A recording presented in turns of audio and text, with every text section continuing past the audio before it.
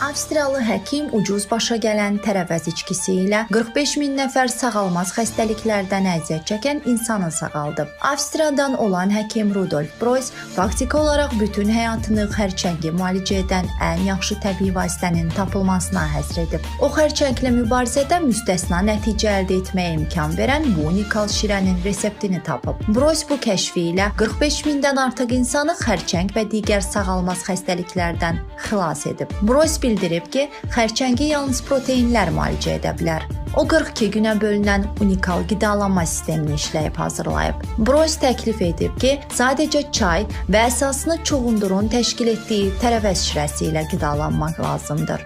42 gün ərzində xərçəng hüceyrələri ac qalır və məhv olur. Həmin müddətdə isə xərçəng xəstələrinin vəziyyəti yaxşılaşır. Sözügedən unikal meyvə şirəsini hazırlamaq üçün isə yalnız orqanik tərəvəzlər lazımdır.